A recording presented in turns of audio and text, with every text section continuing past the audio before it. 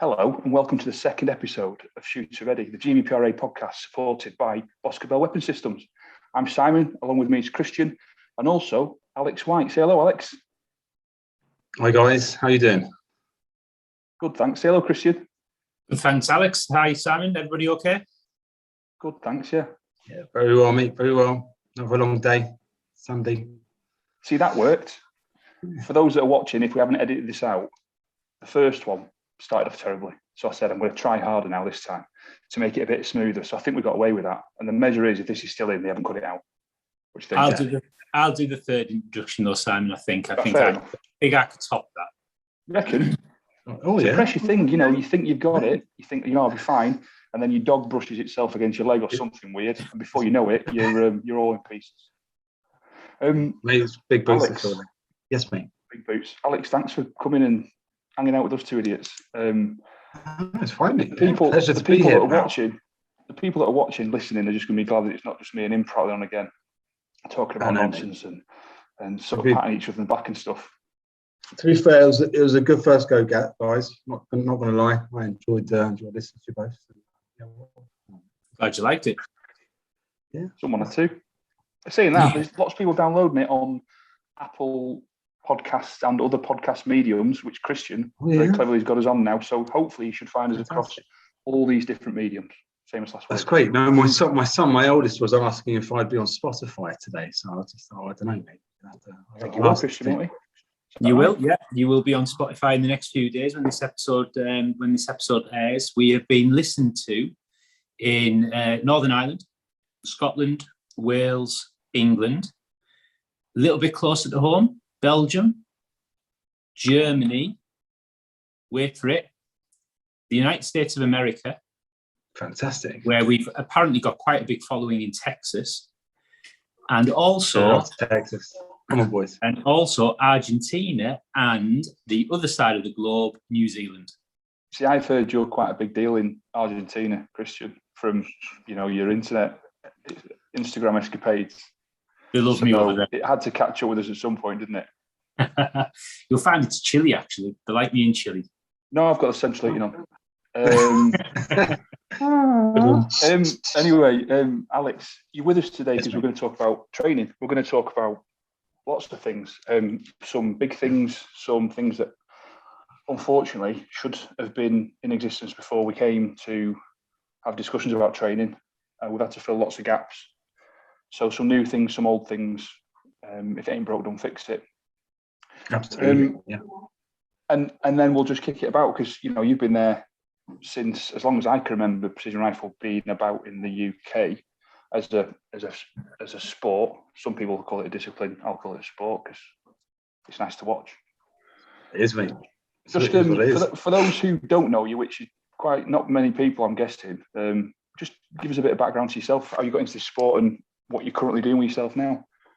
Okay, so Alex White. I have been shooting precision rifle for about 5 years. I have been a keen competitor for about 30 years, I guess. Been shooting for that long. Started out with air rifle like most people. Think of me? You don't look old enough. Oh, I know, mate. I know, it's good genes. I joined the Armed Cadets. I was part of their shooting team, shot for county and country. Then transitioned into civilian life, where I shot for county and country. Also shot internationally with a couple of guys over in Czech, and now I'm here, mate. Part of Team AI for the last, I think, about 8-9 months, shooting and using their new ATX rifle, which has been an absolute joy. So it's been a very good year. Been sort of recovering from COVID and all the lag from that. So everyone's trying to get back into shooting and back into competition. So it's been a bit of a tough year for me personally. Yeah, it's been pretty good, mate. Can't complain. And aspirations to get to Hungary next year, of course. Of course, yeah. I'm dying to get there, mate. I mean, it's not. You're not safe. You're not safe. That's what the last 2 matches has kind of told me. I mean, I'm sure I speak for other people. I've been bit lazy, really. Not lazy, hindered by COVID and stuff like that. But I'd like to say I've got some pretty good natural ability in shooting. But that being said, so there's a lot of other people now coming up among the ranks. You've got a lot of good shooters, a lot of new shooters coming up that have been really surprising in how good they've got very quickly. So with 3 more matches to go, I can't rest on my laurels. Last match I struggled with the 4th again, but it was a struggle, I won't lie. Especially like my physical fitness and stuff like that, and just the lack of practice that I've been getting in, mate, to be fair, showed. So yeah, I've been doubling down, mate. Knocked the drink on the head and stopped smoking, which people that know me from whoever's listening on this podcast know that I love a drink, and I do love a smoke. So yeah, so I've knocked it all on the head, mate. So yeah, I'm trying to really sort of focus my efforts to get out hungry. Well do done. a good job out there. So yeah, I'm sure you will be. I'm sure you will. I've seen you shoot. I've seen how committed you are to it. And the thing is, there's never been a truer thing said than it's all just comes down to the day, doesn't it?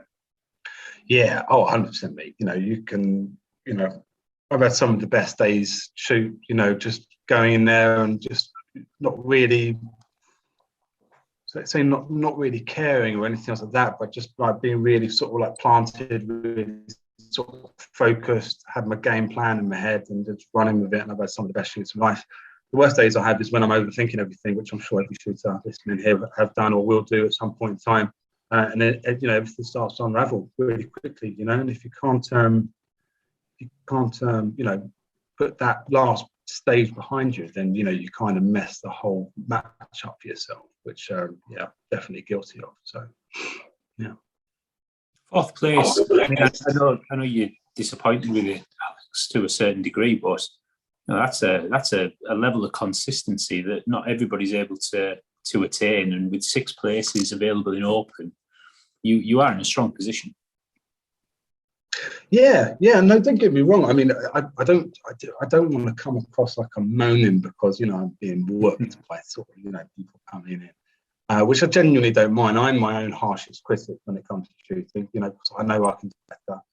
And when I don't do very well, or I don't, get the points that I, was expecting from a match, I kind of kick myself in the arse, and I'm terrible for, doing my own head in and stuff like that. It generally does beat me down, but it's just because I know that I can actually achieve much more effectively if I just apply myself that little bit better.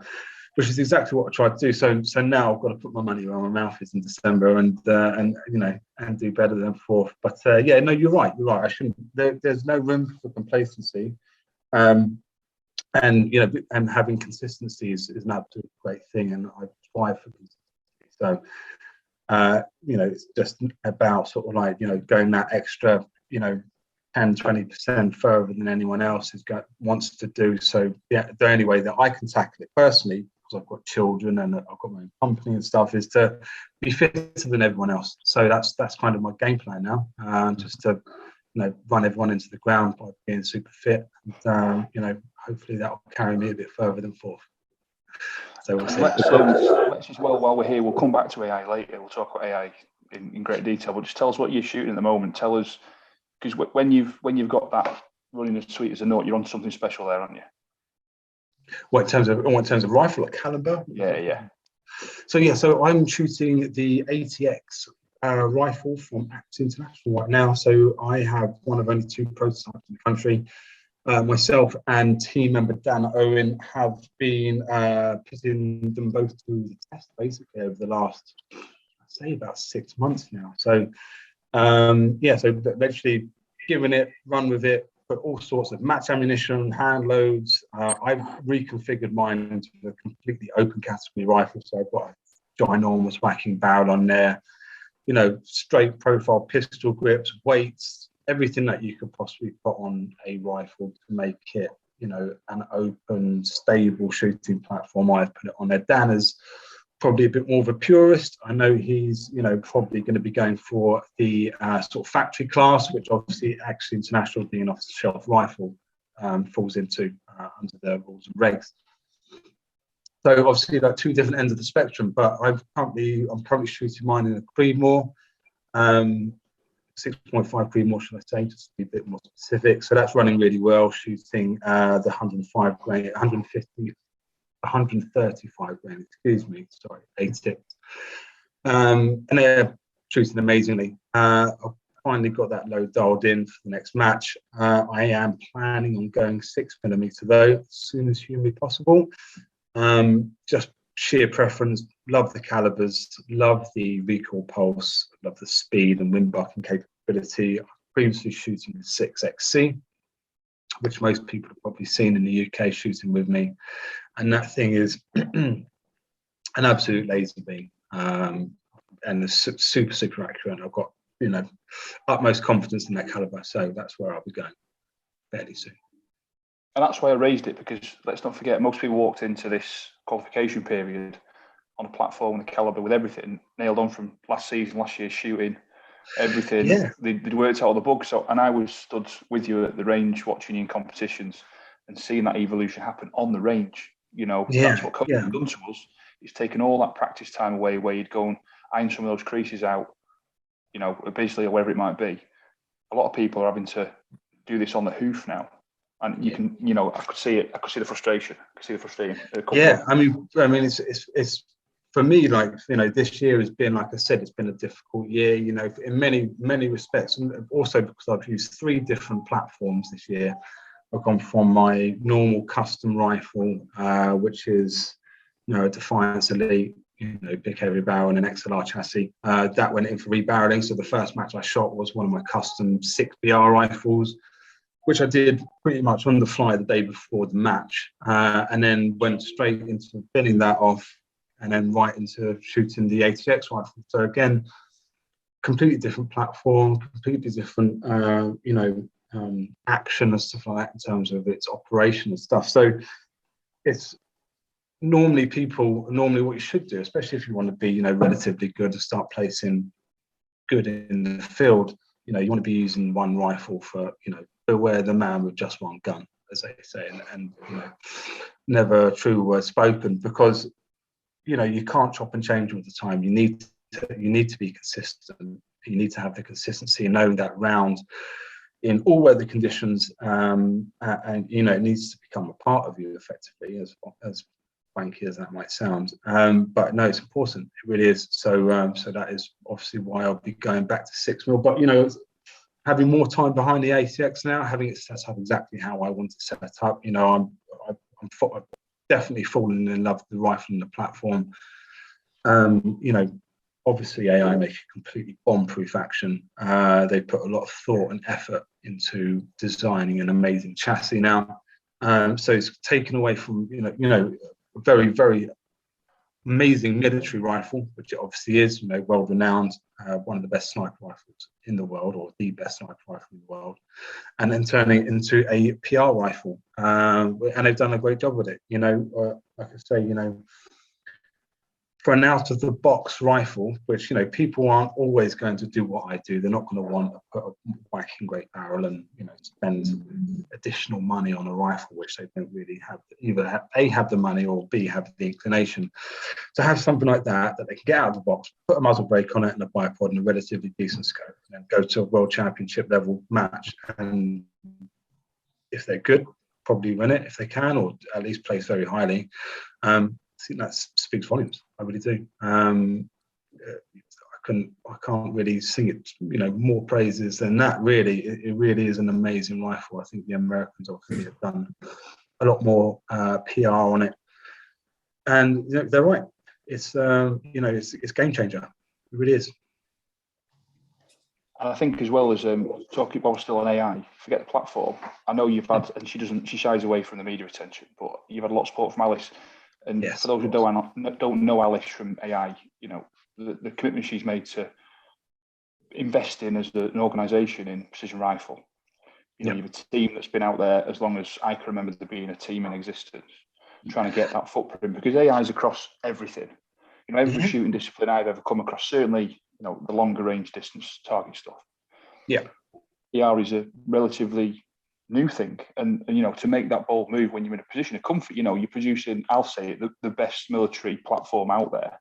Yep. I can say that because I've not got loyalties either way. To then go out your comfort zone and say, well, do you know what, we can add to this new sport, this new discipline. Yeah, and to do it so quickly as well. Yeah. So quickly, you know, I think it's and I think Alice will probably tell me off from this quoting, but I think they did it all in less than 2 years from getting a drawing on a bit of paper to actually have it on a production line and getting, you know, prototypes out there for people to test. You know, that's in this industry is pretty damn good, and especially to sort of nail something so well and so quickly as well. Just it's testament to their ability to get the job done effectively. So yeah, and also you know, all the support the AI have put in. You know, AI were there when the PRL was running. Yeah, we've been busily from, you know, certainly considerable amount of time. I mean, they've obviously had a presence there, you know, because obviously they're running the matches for the McQueens and stuff like that. So it's huge. Their support of Bisley is massive.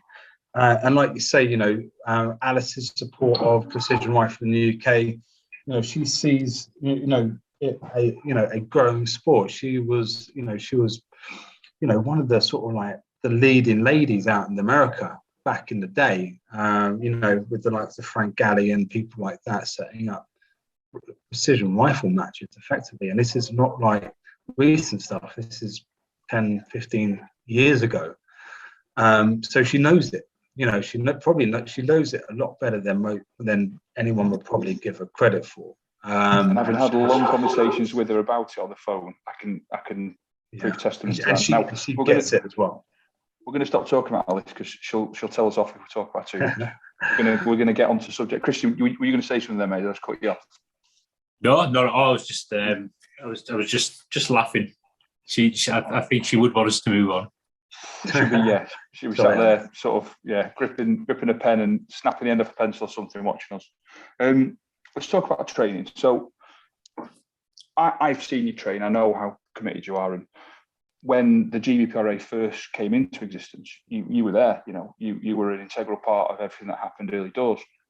Now, the last podcast we spoke about early doors. We're not going to dwell on early doors. It's in the past, but it was clear from those early days that a number of people, yourself predominantly, Alex, saw it as more than what it was intended to be initially. And you and I had long conversations about training, and you've always been passionate about it. So it was no surprise that when we got round to talking about training, and we were looking at, you know, I've been outspoken and said the GBPRA, if it's not running over 50% of its events, if they're not, we just lost Alex. Oh well, I'm sure he'll come back in. He can listen afterwards. Right. If we're not running over 50% of our events as training events as opposed to competitions, you know, we should be predominantly running training events. Yeah. And anything else than that, for me, I won't say it's elitist. You know, you run competitions for people that are confident enough to run competitions, to take part in competitions, but that's not how you add to the pool of talent. You add to the pool of talent by bringing introduction of the sport to new people, bringing in people, giving them that comfortable, clear, safe space to come and learn. And he's not here, so I can talk about him now. But, you know, you remember, Christian, it was something that whenever we spoke about training, Alex was always there, banging the drum. Yeah. Well, he loves it, doesn't he? Alex is always in his element at the range, okay, but none more so than when he's showing people how to shoot. He just loves it.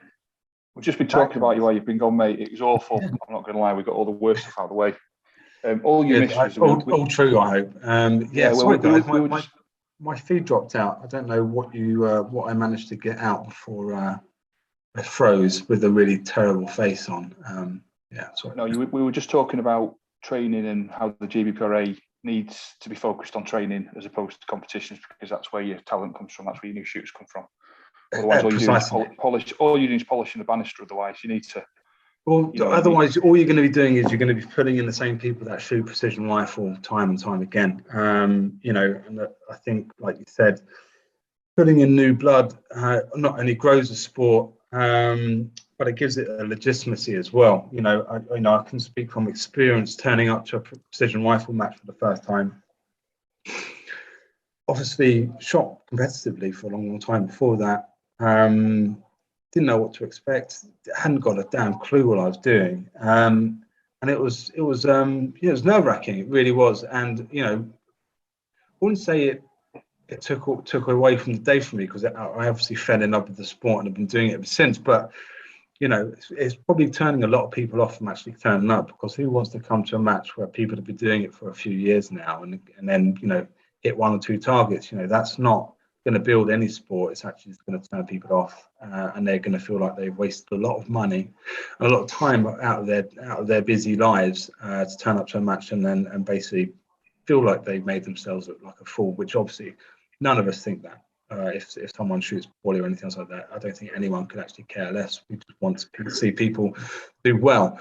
So yeah. But there is no quicker single way to put someone off sport than that.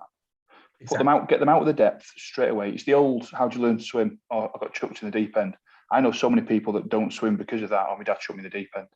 Exactly. It's no way to introduce anyone to the sport. No. Some people like it. Some few, sadists. I'll say that because when you stood on the side of a hill in Scotland and the rain's coming down sideways, and you're shooting out to 150 meters. Yeah, you've never been in that world before. Then you need to be fucking mental. Sorry, Christian. I know I'm not supposed to swear. It's a family show. You can bleep that. You're all right. Any children, plug your ears. You got to be a bit mental to do it, because we've all been to a match or we've been shooting where it's like in the minuses, rain's coming down, and you're there from 8 a.m. until 6 o'clock in the evening, and you are wet, you're cold, you're miserable. You're having a great time and you're having non-stop banter with your mates, but let's not sugarcoat it. It's fairly miserable and grim, and you've got to have a little bit of drive in you and the bit of the sadist to find the fun in that. But like you say, growing the sport, it's got to start from the grassroots, and I think that's something that the GBPRA, when we first formed, I say we because I was part of it to begin with, was to build the grassroots, to get people involved who are too scared to get involved because it's either be it cost or time, both, or they just didn't want to turn up to a match and feel like they were completely out of their league. So I don't know if this is a good segue, Simon and Kristen, to talk about. Absolutely. I mean, I've just circled training on my piece of paper to talk about the PR course. Before you do, I was going to say, I'm just going to add one thing to what you said then. A lot of these people that come and get into this sport, these are competent shooters that have shot CSR, practical rifle, all these other different disciplines, and some of them are very good. We've got F-class international athletes who tipped up to the very first precision rifle event. You know what? And I totally agree with you, mate. Totally agree with you. But one thing I will say, having shot different disciplines and stuff like that, obviously I was quite a big tactical shooter before doing any of the PRS style stuff. It's humbling. You can be the best F-class shooter in the damn world. You turn up to a PRS match, you're going to get owned by someone who's got half the price rifle that you've got, but they've had a year behind that gun shooting this type of match format. In a breadbasket or shooting off a plant pot. All those levels of getting me started in a shopping trolley. No, it wasn't a shopping trolley. What is it? It's a trolley, though, isn't it, Christian? There's a trolley of swords. It can go in the bin. That's all I think. Right. So you were just about to start talking about training. So everyone that's watching this hopefully has seen what we've announced: PR1, PR2, PR3, and that's our commitment to investing in actual training that's got structure. So proper development. Now, you stood there banging on the door all the way through us setting the training up. So it was only right that you were there helping us pull the syllabus together. Yeah, offering to give up your valuable time, because let's not forget, none of us are getting paid to do this. We're all volunteers. We do it in our own time. So talk to us about what you're looking to do now for the GBPRA going forward. Yeah. Okay, mate. Great. So obviously we have been discussing this for a while, and it's all started to sort of like gain a bit of ground, a bit of traction. So Bisley has now sort of come online, over at Cobham Ridge.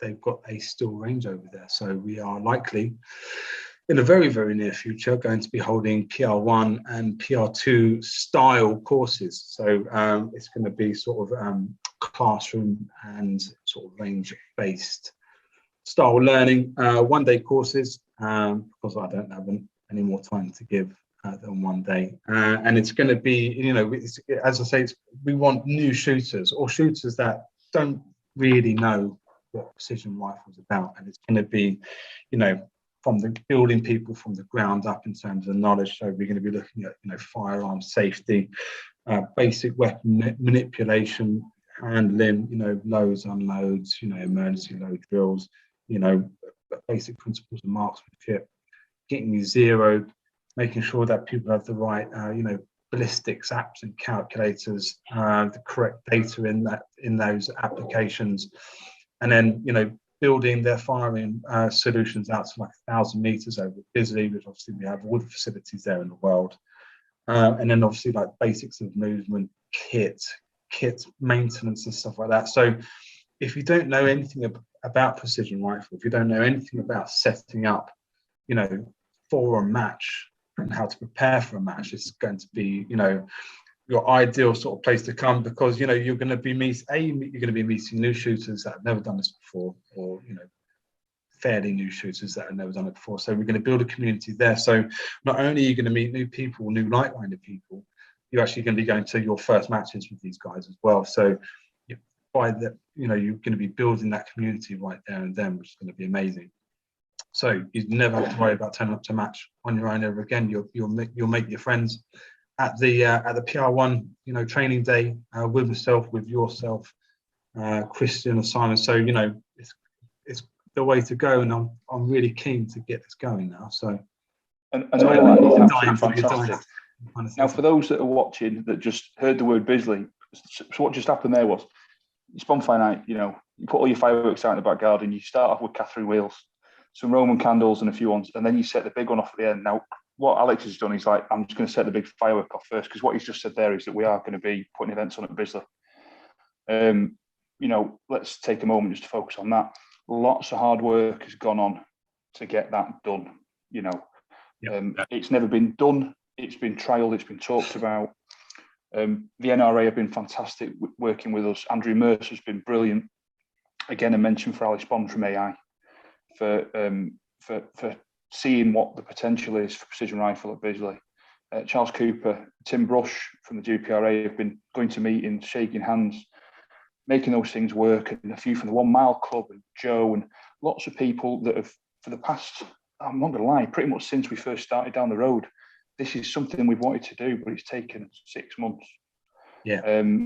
So what that means to you is, and I'm saying you looking at the camera because I'm good at talking to other people now, it brings the price down. The exact prices will be confirmed, as will the dates. I can certainly say the first ones are March and April. The first PR1 courses will be March and April. By the time this podcast goes live, Christian will have all the dates to do his internet wizardry with. But the price will be less. If we run Chobham Ridge, however you want to pronounce it, at the moment, it's £66 a person. Now, we won't charge a penny for training because that's what we do. So what you get there is use of the Bisley facility, Short Siberia, classroom, Short Siberia, Stickle Down, Chobham, in whatever configuration Alex as the instructor chooses. And, you know, I'm not going to lie, it ain't all finished yet. We've got the course overview done and we've got agreements. And that's a lot of shooting in a phenomenal surrounding for very little money. And trust me, you know, you've all listened to me for long enough. If I can get that price down, I will. I'll keep driving prices down. So it's a big thank you to everyone that was involved in getting us there. Yeah. It will open the door to so many new people into this sport. I'm not going to lie. Getting up to Scotland, getting to Wales, it's difficult. My experience tells me that the vast majority of precision rifle shooters and people looking to get into precision rifle shooting have been, I'll say, south of Birmingham. You know, I'm north of Birmingham, so I know that feeling. Christian, you and I, there's not many of us up here. Understandably, a lot of people that are in the target disciplines are already at Bisley for a good reason. It's the centre of shooting. You know, it's the home of British shooting in every discipline as far as I'm concerned. So it only makes sense that precision rifle goes there. Sorry, mate. That's what really excites me about the future of the sport. You bring Bisley online. So many people live in the southeast of the country who look at Wales, Scotland as a destination to go and learn. First of all, to learn how to shoot in precision rifle, and then to compete. Having it at Bisley is massive. It's absolutely huge. There's so many people that want to try precision rifle, but it's just too far away from them. Yeah, exactly. You know what? I don't think it could get bigger than this, to be fair. But also, it adds a massive legitimacy to the sport. We're getting support from the NRA. I think it's great. I think it's testament to the amount of hard work put in by yourselves and the team at the GBPRA. Hats off to you. It's taken a long time, but it's going to grow the sport exponentially, I think. Being down in South, it's Bisley is my local range. It's an hour and 20 minutes from me. I'm there an awful lot, shooting off my belly and doing what I can to kind of remain relatively accurate. So for me, it's going to be brilliant, and I get a lot out of it as well. I really enjoy coaching people, and the reason why I'm doing it as well is because. And I think I speak for a lot of shooters. None of us really knew what to do or what kit to purchase, how to train, or anything that I will tell anyone or teach anybody is stuff that I've had to learn the hard way. And now I'm not saying that I'm not Phil Vallejo, I'm not Scott Saturday, anything like that. And as we've already alluded, that our time is free. But I want to be that person to actually give people that the right information and teach people what I really needed to learn back in the day before I actually started in the sport. And if I can help out in any way doing that, then that's exactly what I want to do. I think. And there's one thing as well. So we spoke about going in the deep end, skills-wise, being put in a competition. The three of us know better than anyone how quickly you can. It's not swearing, Christian. How quickly you can piss away money in this sport.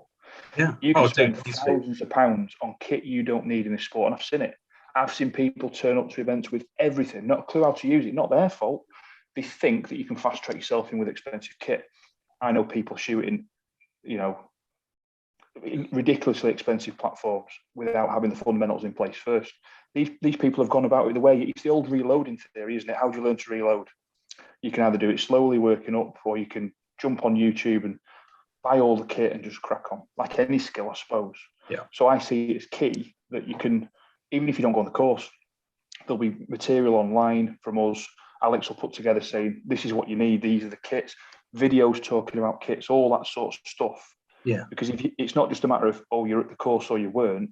We're going to try and capture as much of this, share it with the members. And that's important, because at the end of the day, this isn't a cheap sport, and I'm not gonna sugarcoat it for anyone listening. It is expensive, it is time consuming. But if we here can save you money by actually giving you the benefit of our knowledge that I've spent Christian, I spent fortunes. No, twice, three times, third time's a strike. I spent fortunes just buying kit that I don't need, kit that I've sold on, kit that I've kept because I'm a bit of a kit hoarder, and yet all of it is because I didn't know any better, because I wanted that next bag or that next, chassis and stuff. I've got chassis coming out of my ears, bags coming out of my ears. I've turned up to matches with all the bags under the sun because I just didn't really know what I needed or hadn't practiced enough with the kit that I had. Be competent with it also. I felt like I needed everything. So that's, again, I learned all that the hard way, and I don't want other people making the same mistakes as I have. So Do you know what I've seen as well? I mean, I don't use the word arrogance in a disrespectful way, but there's people getting into a sport in a certain manner, turning up for the first time, not knowing everyone. Some people get put in a position whereby they can't take feedback about kit. They can't. They've put themselves in a position where it's impossible to give them feedback because they've already committed. One thing I will say, I've been around this sport for a long time. What I have seen, certainly since the GBPRA has come into existence, is we've seen lots of more people coming at absolute entry level, really humble to listen and learn. The forum, some of the people that are on the forum at the moment, just being honest and saying, what do I do? How do I go about this? Yeah. Not saying I've ordered all this stuff. What do you think? You know, I've seen people having conversations about some of the most fundamental, basic things. That safe environment, again, you're not going to make it look stupid. You're not going to be, oh, why have you got that? Why have you got that? Mate, I've heard it at ranges, I've heard it at competitions. Why is he doing this? Why is he doing that? People underhanded comments. Absolutely. There's none of that. And we've got to encourage that openness with new shooters. Otherwise, they're not going to ask for help. They're just not. You know, and you hit the nail on the head, mate. And I think, you know, I think I speak for all shooters, you know, if you turn up to a match and, you know, you're a newbie and stuff like that, there's no one going to be giving you a hard time for the kit that you have. You know, you're not, you don't need to feel uncomfortable or feel like people are judging you. You know, if you shoot well, if you shoot poorly, etc., etc. You know, everyone's treated fairly. You know, if you're new or you're a pro, semi-pro, whatever you want to call yourself, you know, you're going to be welcomed with open arms. And you know, and you're going to be given the benefit of the doubt. You know, and I think that's important. And I think that's how, like we said before, that's how you're going to grow the sport and how you're going to get people keep coming back, because we are a friendly bunch. You know, don't be wrong, we like a piss take, and you know, we're all fairly harsh with each other on the range, but you know, that's just the way it goes. We're all friends at the end of the day, and that's just how we roll, isn't it? So I'm going to give up on the bad. Just carry on. Whatever comes out. Can you do like a cuckoo or something, or some sort of cockerel noise, or when he does it, like they do on the proper podcast? Bleep me out, honestly. Bleep him out. Yeah. Before we get too far away, because we're going to talk about, you've talked about PR1, PR2, PR3. So what we're seeing now is an evolution of skills. For me, anyone coming to this sport cold, having seen the contents of PR1, which we'll share with everyone, that's, you know, starting from zero. I'd even go as far as saying someone who hasn't shot a discipline could start there. If you're sat there looking, you're just applying for your first FAC, you've never been a shooter, that course caters from that person. I think personally, having seen it and knowing how well you put yourself across, you know, only last week you were training at Orion. There was a mixed bag of people there. Equally, someone turns up on that course who's shot another discipline before and looking to get into it. That PR1 course caters for all of those people. And then where do you see, in terms of development as a shooter, competition? Because, you know, the theory is you get into the sport to compete. Some people just want to enjoy the sport and be proficient at it. But as a competitor, where do you see PR1 taking you before you need to then move on to PR2? So PR1 just basically is going to give you the very basics of what you need to turn up to a match and be not only safe, but be able to actually get as much from it as humanly possible. And don't get me wrong, like we said before, you're only ever going to really learn if you put yourself you know, in it. So you're going to learn more from a match than you're ever going to learn from anything else. But the most important thing is you've got to invest in your training as well.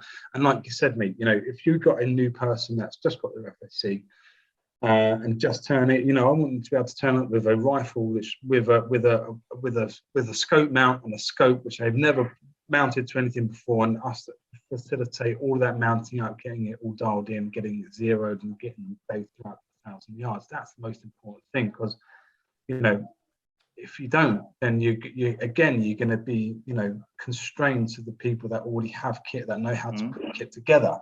You know, so I want someone to turn up with their rifle, like unscoped, like completely in the bag, sitting in its wrapper, and for us to be able to sort them out. But, you know, so building on PR1, obviously we set out that we wanted to do PR2. Again, classroom and range work. So PR2 is just going to be building on, you know, the pre-existing knowledge from PR1. But then we're going to make it a bit, we're going to be getting up off our bellies more. We're going to be, you know, extended range.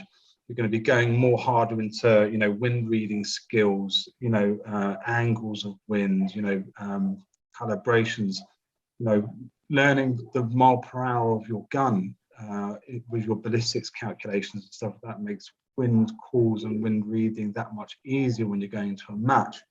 You know, and just obviously, you know, start building in more complex props, start, you know, building in movement under time, stuff like that. So you're going to be going from PR1 where, you know, like we said, it's pretty basic, pretty standard. It's going to be some movement, some props, but we want to keep it safe and enjoyable and you know, condensed enough where you can learn it all in a day. PR2 is going to be, you know, much different. You know, you're going to be pushing you out of your comfort zone, but you're going to be done. It's going to be done in a very safe and friendly manner. And you know, I'm going to try and give everyone the benefits of my years behind the gun and in the sport, to really sort of hone their skills. So then, when they turn up to a match, having a PR1 or PR2 or both, even, you know, I'm fully expecting them to be like, you know, fully competent, ready to go, and excited about their next match, and actually, you know, going and actually put in a good show, effectively, you know, remove those nerves, you know, knowing what to expect when you're turning up to your first match is half the battle, I think. And I think the PR will hopefully, you know, do that for people. You know, fantastic. And I think I was just looking through the website trying to get the dates. Now, what we're going to do is certainly the first two, because people will be thinking, when can I get booked on these? The first two PR1 courses will be at Bisley. March and April. The dates, forgive me, well, by the time this podcast goes out, Christian will have confirmed them. In terms of PR2, the first two are going to be held at Orion. And they're going to be May and July, I think. Again, we'll confirm these dates and put them out.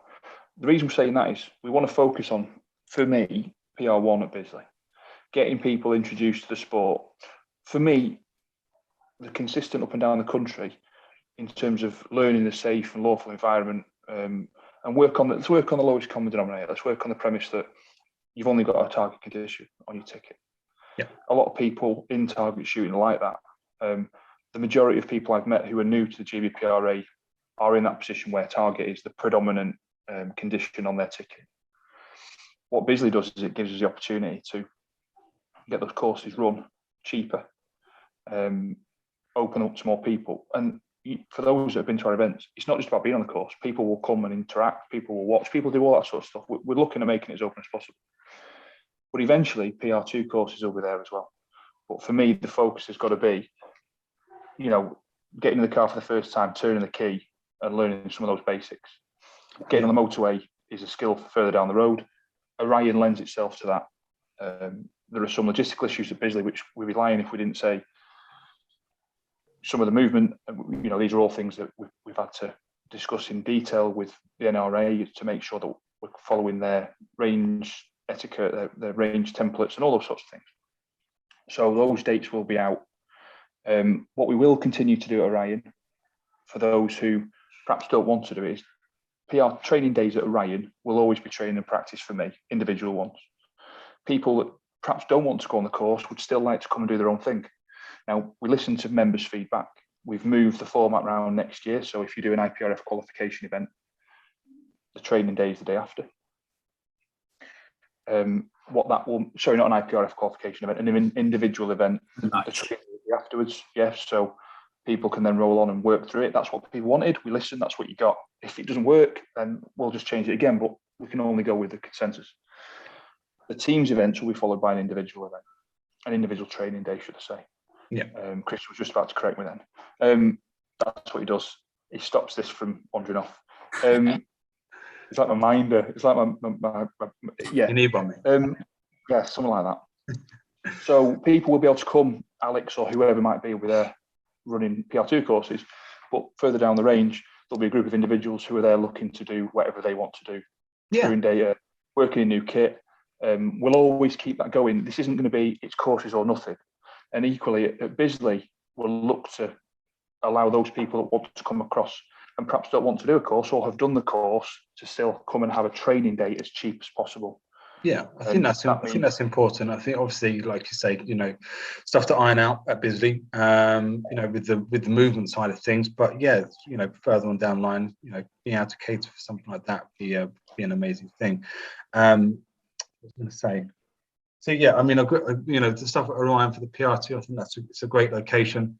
It'll build on, like I said, from the PR1, and obviously the PR1 right now being held at Bisley, I think is perfect because it gives us the classrooms which are going to be top notch. It's going to allow us to get down to short Siberia. Anyone who doesn't know, Bisley, so short Siberia is the short range, 100 and 200 meter targets basically, and then we can go out into the electronics at on Stickle down at 1,000, obviously that, you know, we can just put one target, we can get people onto paper, and then we can start drawing data. So in terms of a facility, you know, we're not having to walk people on onto a steel target on a Welsh mountain side. We can get them dialed into exact center on a F-class target at 1,000. And then, you know, and then go over to the carbon range and then start testing that data and truing it up on the stills when we get back there, when we're doing some more of the, you know, sort of, you know, the fundamentals and the movement and stuff like that. So PR1 there is going to be fantastic. I'm really looking forward to it. So I wish I was starting out. I'd be signing up for this. It's an opportunity, isn't it? You know, we've all got into this sport at some point. You know, what better segue, what better gateway into it than this? Amazing. I mean, everyone across the sport is welcome. Before anyone criticises me, there's some great events up and down the country. Everyone's really welcoming. Everyone does the best to keep prices down. Everyone wants to develop people, and you know, we're supported by wonderful people up and down the country running different events, feeding into precision rifle on the whole. But in terms of Bisley, for me, logistically, from a practical point of view, in terms of amenities, location-wise, it's about as good as it gets for me. Agreed. Just one thing I want to talk about Bisley before we miss it. We've mentioned AI before, we mentioned Alice, which is getting one last mention. We're very fortunate that in our endeavours to run training events and potentially other events in the future at Bisley, which is the plan, that AI have been very supportive and continue to be supportive going forward. So any training we do there is going to be, you know, formally supported by AI. Now, correct. That was clear from the you being on board, Alex. At the end of the day, you're a team AI shooter, but having had conversations with Alice about going forwards and what that means, for us, that's massive. It's a vote of confidence for us from AI.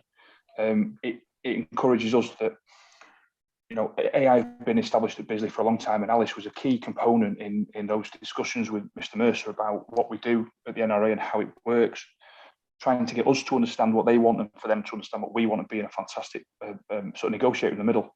So to continue that relationship with AI, I'm quite humbled, to be honest, that they see us as wanting to be involved. And Christian, we spoke about this. What's your thoughts on that?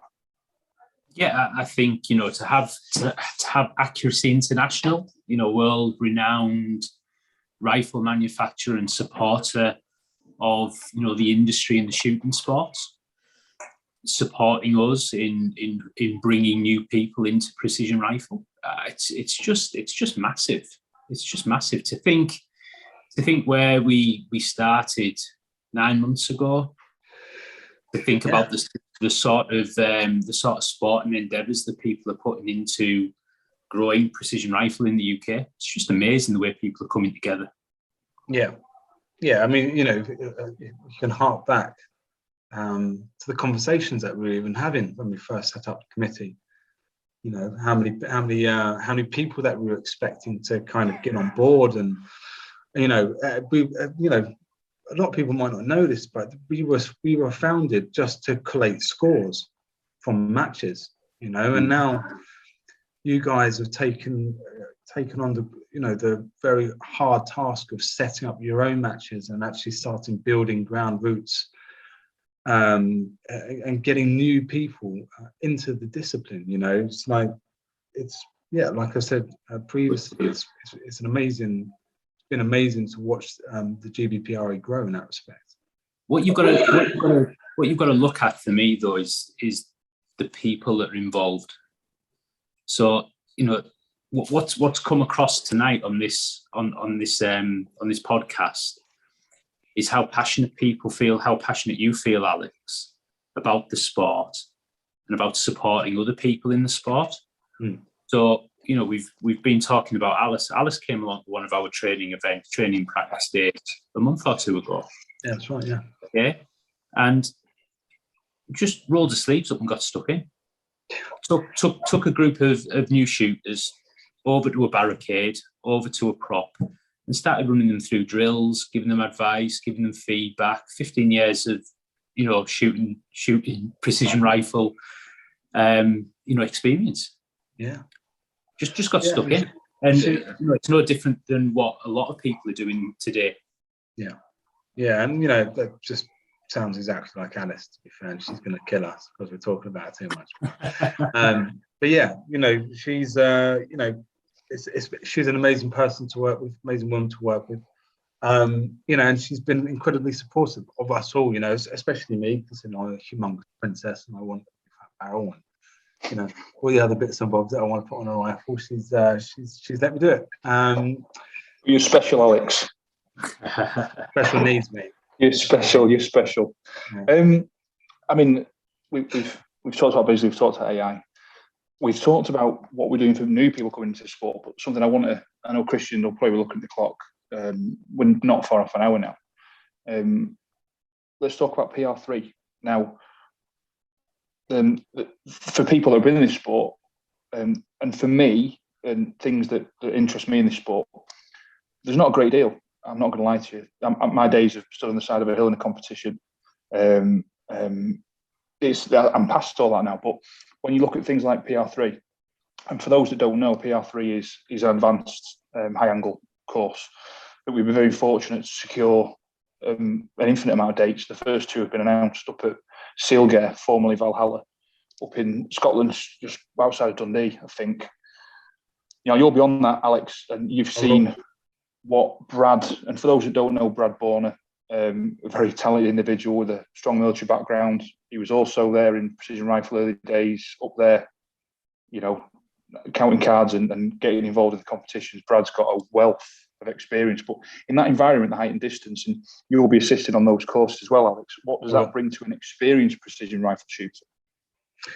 Well, I mean, speaking to a lot of people, and you know, and harking back to sort of, you know, what everyone imagines, you know, like proper hardcore precision rifle shooting is about, and what springs to my mind, and certainly what has kind of floated my boat, is you know, climbing up a hill or a mountain even, and then getting your tripod out and then shooting a target a mile away down into a valley somewhere. I mean, that's what effectively we're going to be doing. It's going to, you know, not going to be for the faint of heart, I would have thought. You know, it's going to be hard going. And I know Gardner's Guns, the SIS Dynamic, they have already sort of like tabled something, you know, not quite as steep or high angle, but you know, something of a similar ilk. So, you know, it's going to be, you know, it's going to test your ability to build strong positions using the likes of tripods and stuff like that, really steep angle shots, high angles, low angles, into valleys effectively, you know, with all sorts of winds and variables to calculate and think about. And obviously having Brad with his background in sniping with the Royal Marines, you know, he's going to be an invaluable trainer, and he's, you know, it's going to test the ability of everyone, including myself. I mean, let's just look at, when you say trainer and instructors, that's the other thing we need to touch on here. You know, what we're building isn't just a training infrastructure; it's an infrastructure that includes a cadre. I don't like that word. A group of instructors that we can invest in to give the best quality instruction we can. Bear in mind, we're volunteers. Now, I'll take this opportunity to say I've had lots of people reach out to me offering to get involved in this, which is great. Members, not singling anyone out. Jack and Ryan and other people that have said, you know, they want to get involved. Yeah. And there's probably others, forgive me, that I've missed. Josh, keen to build on that. So it's not all the pressure on Alex. What we want to do is we want to invest in these people as well. So where we can, we want to try and build a robust, reliable group of instructors that have a wealth of experience and opinions. Because, you know, I've been on enough courses. You know, I was told someone the other day, I went on the same course 3 times once with 3 different instructors, and I got 3 different courses. It was the same syllabus, you know, but 3 different experienced people with their takes on something. And I took something new away from every single one of those courses, and that's what you get from strong personality. I think that's important as well, you know, because one, not everyone's going to want to look at my ugly mug every time they come to a training course.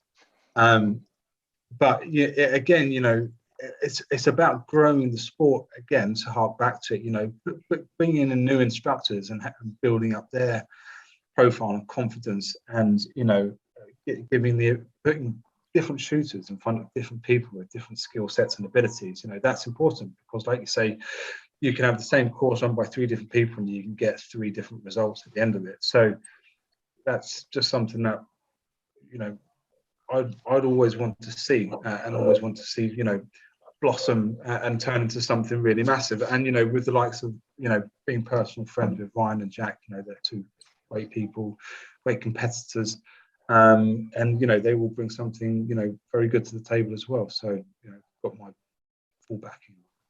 Plus, it will save me a bit of time as well. That's great. I mean, but that comes back to what I was saying, Alex. There's those individuals that are out there in precision rifle today, and people just seem to be coming together at the moment. People seem to be, talking to each other, coming together, talking about how can we move this sport forward? How can we bring new people into it? How can we make sure that the sport is in a strong position going forward? It's just great. It's just great to see everybody pulling in the same direction at the moment.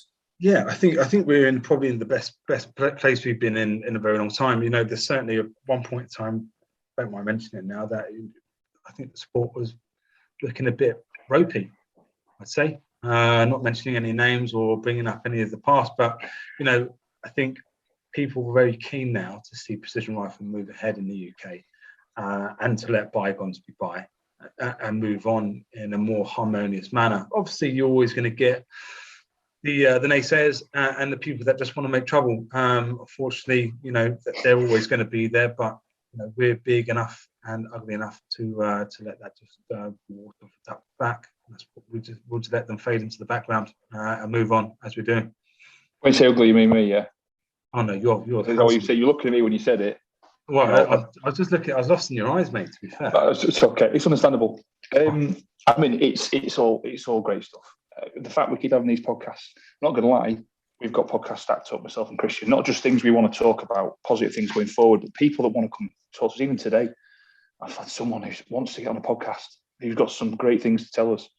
And I've never been more enthused where we are now going forwards as a sport, as a discipline, as whatever you want to call it.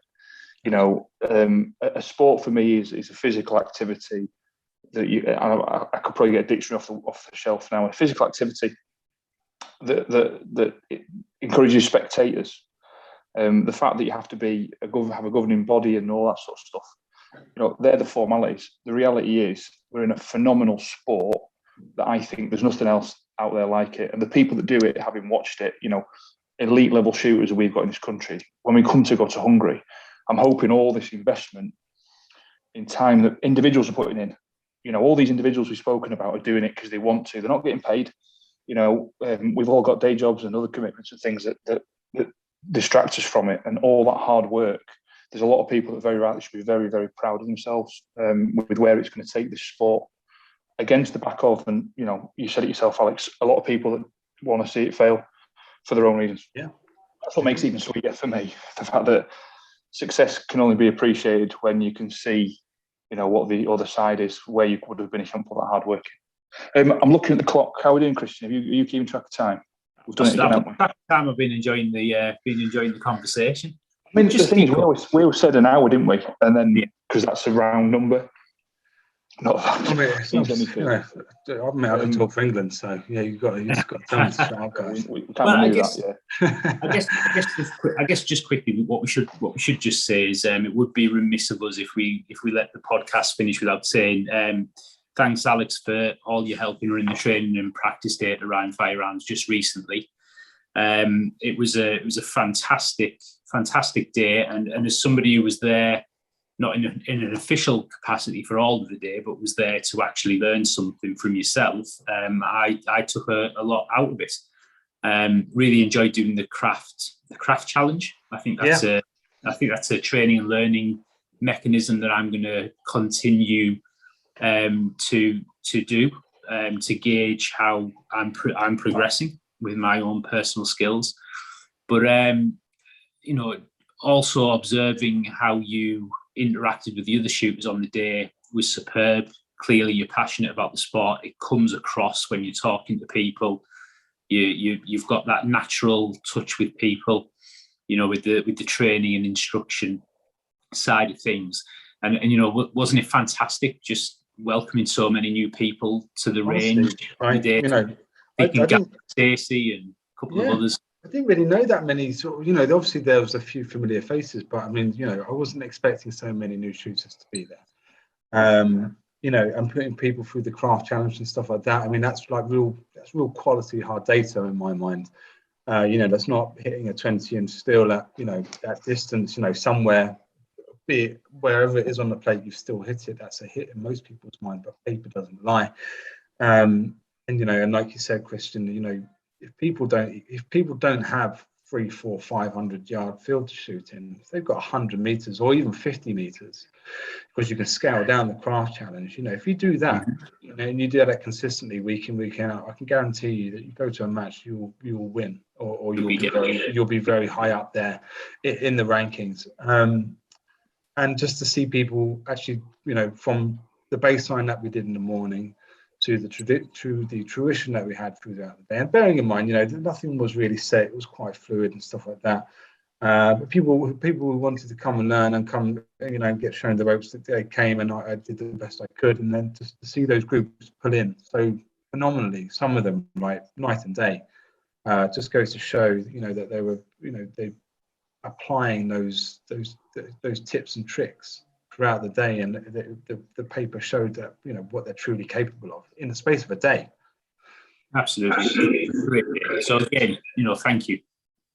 Pleasure, mate. So just for everyone that's out there, if there's training that we're not doing as an association, your own members, let us know. We've had people tell us they want various bits of training, you know, medical training, all sorts of stuff, and we've got our own views on it, but we don't want to ram our training down your throat. Let us know. If you want to get on a course, before you book onto it, you want to talk to one of us about it, I'm easy to get hold of as Christian. You know, even Alex will take the time out to speak to you about these things. The forum's great. Get on the forum, ask a question. We're all on there. You know, you don't have to be afraid to ask that question. So that's it. PR1, PR2, PR3. We're honoured to have been accepted at Bisley to run events. Support from AI. Alex, I'm hopeful that you'll be involved in this for the foreseeable future, and you know, the value that you're going to add to precision rifle shooting as an individual, you know, I'm eternally grateful. It's been great. We're pretty much time wise. Christian, as always, great to have you. Alex, thanks for coming on. And thank you, guys. Let's get a bit further down the road and let's have another one. Let's get some courses done.